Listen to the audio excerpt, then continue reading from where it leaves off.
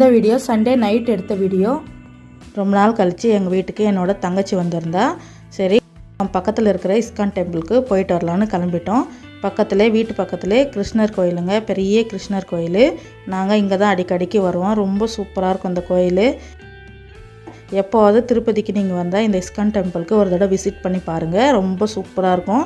கிருஷ்ணர் எவ்வளோ அழகாக, ராதைங்க கூட சூப்பராக இருக்காங்க பாருங்கள்.